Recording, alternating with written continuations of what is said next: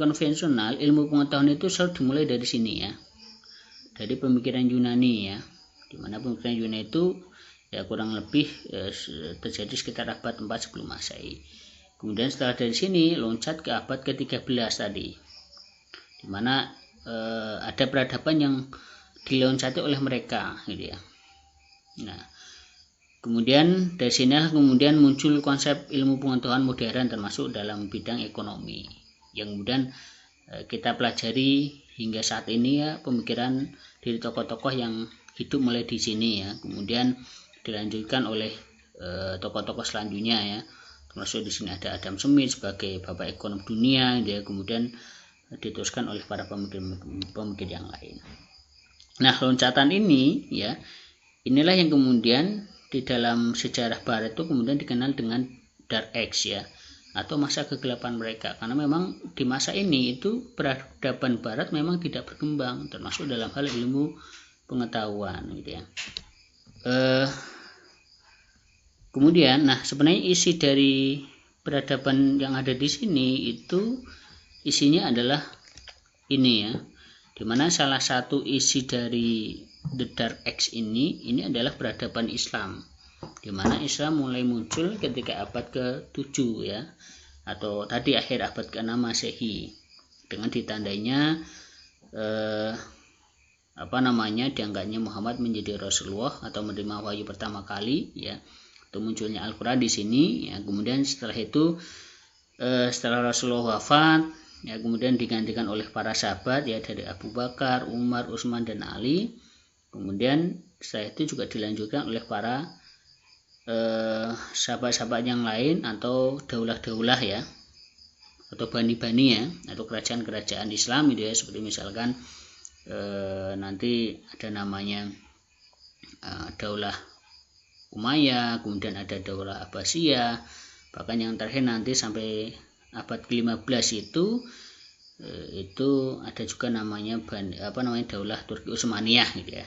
Sehingga secara tidak langsung peradaban Islam itu pernah menguasai peradaban dunia sekitar dari abad ke-7 hingga abad ke-15 ya. Jadi kurang lebih ada sekitar 8-9 abad ya Islam menguasai dunia, karena pada waktu itu Islam juga pernah menguasai dunia sampai ke dataran Eropa gitu ya, itu seperti di Spanyol dan sebagainya gitu ya. Nah ini, dimana di dalam peradaban Islam itu nanti kemudian banyak sekali bermunculan tokoh-tokoh ataupun cendekiawan Muslim yang ternyata banyak juga yang memiliki pemikiran tentang ekonomi gitu ya. Misalkan di sini nanti ada namanya Al-Ghazali, kemudian ada Ibnu Rus, Ibnu Taimiyah, Ibnu Khaldun ya, dan sebagainya gitu ya, di mana kitab-kitab yang mereka tulis itu juga banyak sekali kitab-kitab yang berkaitan dengan masalah ekonomi gitu ya. Gitu. Nah, kemudian selanjutnya adalah ini adalah sejarah perkembangan pemikiran Islam, karena memang kita fokusnya adalah di pemikiran ekonomi Islam, sehingga kita akan lebih fokus kepada pemikiran ekonomi Islam gitu ya, yaitu kurang lebih antara di sini ya, dari abad ke-7 hingga nanti sekitar abad ke-15an maksimal gitu ya, karena memang kekuasaan Islam pada waktu itu antara abad ke-7 hingga abad ke-15 tersebut. Nah, kemudian secara umum sejarah perkembangan pemikiran ekonomi Islam itu terbagi menjadi 4 periode ya. Jadi yang pertama awalnya dari periode ataupun masa Rasulullah ya.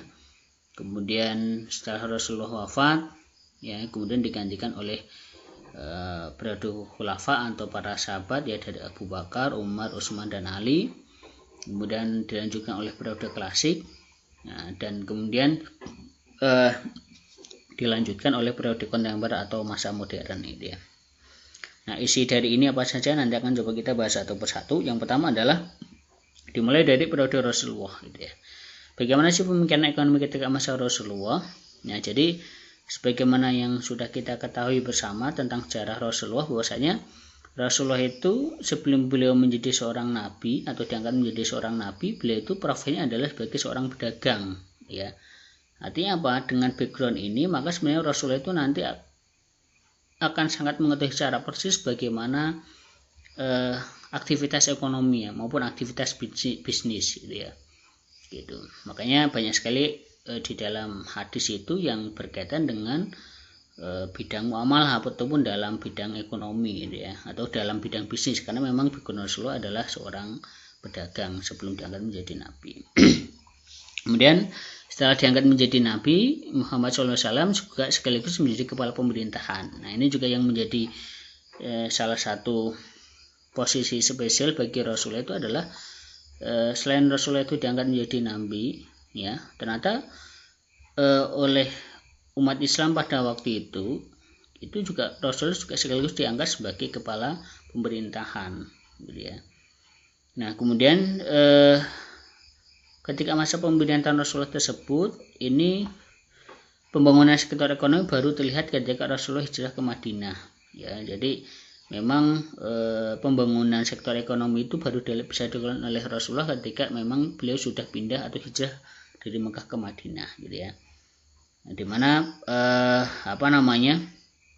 kota Madinah itu pada waktu itu memang kota yang sudah multikultural dan mungkin lebih modern dibandingkan Mekah gitu ya. Jadi banyak etnis, kemudian juga masyarakatnya juga banyak yang profesinya pedagang gitu ya. Nah, sehingga pada waktu itu bisa dikatakan Madinah itu menjadi salah satu kota yang cukup modern pada waktu itu dibandingkan dengan kota Mekah. Nah, kemudian sistem ekonomi secara umum masih bersifat sederhana dan lebih menekankan pada penerapan prinsip-prinsip ekonomi sesuai dengan ajaran Islam. Jadi memang apa yang diterapkan ataupun apa yang disampaikan oleh Rasulullah terkait dengan pandangan ekonomi Islam adalah ya sebagaimana yang ada di dalam Al-Quran maupun dalam hadis gitu ya. Jadi masih hanya sebatas penerapan prinsip-prinsip dasar gitu ya, misalkan pelarangan perjudian, kemudian pelarangan bisnis yang haram ya, dan sebagainya gitu ya. Karena memang pada waktu itu juga bisnis yang dijalankan oleh masyarakat Madinah juga masih sangat sederhana. Nah, kemudian selanjutnya ini adalah beberapa kebijakan yang pernah dilakukan oleh Rasulullah ketika beliau di Madinah ya, kaitannya dengan masalah ekonomi gitu ya. Yang pertama adalah ketika Rasulullah pindah ke Madinah, maka memang Rasulullah itu selain membangun akidah masyarakat ya, membangun aspek moralitas masyarakat, maka Rasulullah itu juga beliau membangun perekonomian masyarakat di Madinah pada waktu itu. Apa saja buktinya? Yang pertama adalah yang dibangun Rasulullah pertama kali begitu pindah ke Madinah adalah beliau membangun masjid ya, di mana masjid pada waktu itu berperan sebagai pusat interaksi masyarakat. Jadi masjid itu bukan hanya sebatas tempat untuk sholat saja, namun dijadikan sebagai pusat interaksi masyarakat di kota Madinah. Dengan harapan dengan adanya masjid itu masyarakat bisa melakukan interaksi gitu ya, dengan masyarakat yang lainnya ini. Kemudian selanjutnya mempersaudarakan kaum muhajirin dengan kaum ansor ya. Jadi memang membangun ekonomi itu yang dilakukan oleh Rasulullah bertahap ya. Jadi satu, membangun masyarakatnya dulu ya, termasuk tadi membangun interaksi masyarakat ya lewat masjid ya. Kemudian yang kedua adalah mempersaudarakan muhajirin dan ansor, itu kan membangun masyarakat gitu ya. Nah kemudian selanjutnya adalah yang dilakukan oleh Rasulullah adalah mendirikan lembaga Al-Hisbah, atau kalau dalam konteks sekarang ya kita kenal dengan namanya pengawas pasar ya, atau market controller lah ya, atau kalau di sekarang mungkin dinas perdagangan lah, mungkin kurang lebihnya seperti itu gitu ya. Kenapa Kak Rasulullah itu dulu membangun ini ya, lembaga Al-Hisbah ini? Karena memang aktivitas ekonomi masyarakat pada waktu itu memang masih terfokus di pasar.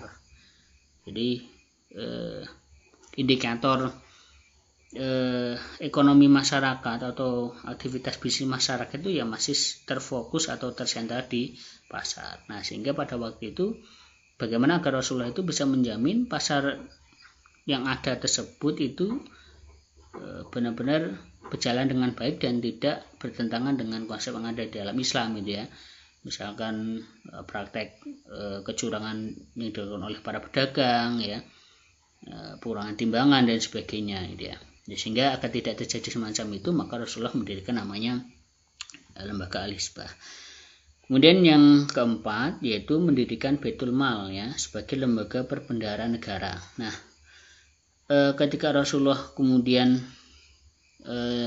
sudah memiliki banyak pengikut atau banyak orang yang sudah masuk menjadi muslim gitu ya, maka kemudian permasalahan masyarakat itu sudah semakin kompleks ya, dan permasalahan pemerintahan juga sudah semakin kompleks, sehingga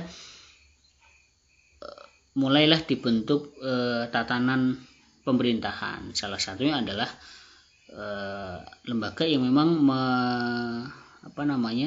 menangani masalah keuangan negara ya, yaitu Rasulullah mendirikan namanya Baitul Mal ya, atau kalau sekarang mungkin bisa dikatakan sebagai Menteri Keuangan lah ya, Kementerian Keuangan lah semacam itu ya. Itu. Nah, kemudian di mana fungsi dari Baitul Mal ini nanti dia akan mengorganisir dari mana sumber pendanaan untuk operasional negara ya, kemudian untuk apa saja operasionalnya dan sebagainya.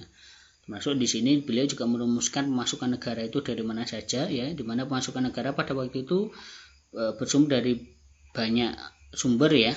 Yang pertama dari kharaj itu adalah pajak ya. Kemudian zakat ya. Zakat ini dikenakan kepada orang-orang yang muslim yang sudah wajib ya, dan ini digunakan untuk orang-orang yang berhak menerima ya, ada 8 asnaf gitu ya. Kemudian ada lagi namanya khums ya. Khums itu pajak proporsional. Kalau kharaj tadi pajak tanah ya. Kalau mungkin khums ini lebih kepada pajak penghasilan gitu ya. Nah, kemudian ada lagi namanya jizyah, yaitu pajak bagi orang non muslim sebagai ganti layanan sosial ekonomi ya, pelindungan keamanan dari negara Islam. Jadi begitu Rasul pindah ke Madinah, karena memang Madinah itu banyak etnis ya, termasuk di situ sudah ada namanya orang Yahudi, kemudian ada orang-orang Nasrani gitu ya, sehingga pada waktu itu Rasulullah masuk ke Madinah tidak lantas kemudian mewajibkan semua orang Madinah harus masuk Islam ya, tapi memperbolehkan ya siapapun boleh tinggal di Madinah walaupun dia masih meyakini agama di luar agama Islam gitu ya. Tapi sebagai jaminannya adalah dia membayar pajak ya. Jadi antara yang non muslim dengan yang muslim itu punya kewajiban yang sama gitu ya. Gitu. Kemudian yang terakhir penghasilan atau pendapatan negara yang lain adalah penerimaan dari kafarat ya, atau denda ya, denda orang yang melakukan tindakan kejahatan itu ya, ada namanya kafarat. Kemudian juga harta warisan dari orang yang tidak memiliki ahli waris, karena memang pada waktu itu banyak juga para sahabat yang meninggal dalam peperangan, sehingga banyak juga harta-harta dari para sahabat itu yang kemudian tidak memiliki ahli waris, sehingga itu kemudian akan menjadi haknya negara. Nah, kemudian selanjutnya adalah selain memikirkan pemasukan negara, Rasulullah juga memikirkan terkait dengan pengalokasian pendapatan negara itu untuk pengentasan kemiskinan ya, melalui skema zakat gitu ya. Jadi memang zakat itu memang sebenarnya adalah sistem yang memang dipakai oleh pemerintahan pada waktu itu untuk proses pengentasan kemiskinan ya. Jadi kalau kita bicara tentang zakat, bukan hanya persoalan masalah ibadah saja, namun juga yang namanya zakat itu juga sistem yang memang dipakai oleh pemerintahan di dalam mengatasi persoalan masalah kemiskinan gitu ya. Gitu. Nah, kemudian selanjutnya adalah terkait dengan pengeluaran negara ya. Jadi pengeluaran negara itu ketika masa Rasulullah pada waktu itu terdiri dari dua hal, yaitu pengeluaran untuk kebutuhan primer dan kemudian yang kedua adalah pengeluaran negara untuk kebutuhan sekunder. Untuk kebutuhan primer itu artinya adalah pengeluaran negara yang memang paling utama pada waktu itu ya. Jadi yang pertama adalah untuk biaya pertahanan ya, karena memang pada waktu itu masih sering terjadi peperangan, sehingga memang alokasi yang paling banyak adalah untuk peperangan atau untuk pertahanan ya. Kalau sekarang ya untuk pengalokasikan untuk militer lah semacam itu ya. Kemudian juga penyaluran zakat ya. Kalau memang sumber negara itu dari zakat, maka juga nanti akan diberikan kepada orang yang berhak menerima zakat ya, adalah